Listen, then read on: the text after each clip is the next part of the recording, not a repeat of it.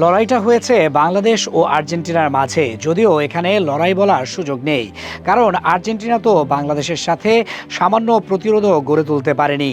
যোজন যোজন ব্যবধানে তাদেরকে হারিয়ে সেমিফাইনালের টিকিট নিশ্চিত করেছে বাংলাদেশ।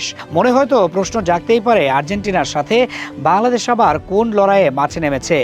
যদিও এই লড়াইটা একেবারেই ভিন্ন, যা আয়োজন করে থাকে ট্রান্সফার মার্কেট। ফুটবলে এক জনপ্রিয় ওয়েবসাইট এটি, যেখানে সংরক্ষিত আছে খেলার নানান তথ্য ও উপাত্ত। মূলত তারা কাজ করে থাকে খেলোয়াড়দের মূল্য নিয়ে।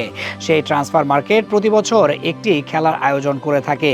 ফেসবুকে আয়োজিত এই টুর্নামেন্টের নাম নেশনস ফলোয়ার্স কাপ। গত বছর অনুষ্ঠিত এই টুর্নামেন্টে চ্যাম্পিয়ন হয়েছিল বাংলাদেশ। টুর্নামেন্টের কোয়ার্টার ফাইনালে বাংলাদেশের সামনে পড়েছে আর্জেন্টিনা, যেখানে বাংলাদেশের জন্য ছিল কেয়ার রিয়েক্ট এবং আর্জেন্টিনার জন্য ছিল লাভ রিয়েক্ট। প্রথম 11 ঘন্টায় ট্রান্সফার মার্কেটের সেই পোস্টে মোট রিয়েকশন ছিল 95,000, যেখানে দুটি দেশের মাঝে ব্যবধান ছিল যোজন যোজন। ঠিক সংখ্যাটা প্রকাশের আগে একটি প্রশ্ন করাই যাক, বলুন তো কত পার্থক্য ছিল দুটি দেশের মাঝে? উত্তর হচ্ছে, আর্জেন্টিনা যেখানে 7,000 ভোট তুলতে পারেনি, সেখানে বাংলাদেশের ভোট ছিল 85,000 ছাড়িয়ে। সময়ের সাথে সাথে বাড়ছে ভোটের সংখ্যা, আর এখানে একটা ব্যাপার পুরোপুরি নিশ্চিত, বাংলাদেশের কাছেও আসতে পারবে না মেসির দেশ। পোস্টে দেখা যাচ্ছে যেখানে আর্জেন্টিনার মার্কেট ভ্যালু 575 মিলিয়ন, সেখানে বাংলাদেশের মার্কেট ভ্যালু মাত্র 8.23 মিলিয়ন। দুই দেশের মার্কেট ভ্যালুর পার্থক্য যেমন বিশাল, তেমন পার্থক্য ভোটেও। তবে এই লড়াইয়ে এগিয়ে আছে এবার বাংলাদেশই, সেটা তো একটু আগেই জানতে পারলেন। গত বছরেও আয়োজিত হয়েছিল এই টুর্নামেন্ট, সেবার বাংলাদেশই শেষ পর্যন্ত হয়েছিল চ্যাম্পিয়ন।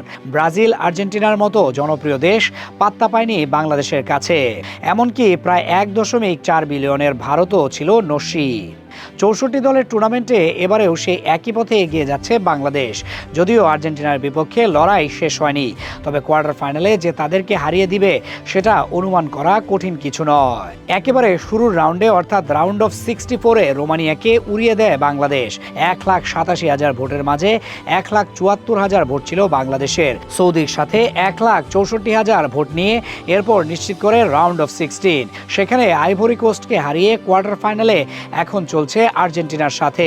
সব ঠিক থাকলে সেমিতেও পৌঁছে যাবে বাংলাদেশ। তবে কি টানা দ্বিতীয় ট্রফি নিশ্চিত হবে বাংলাদেশের?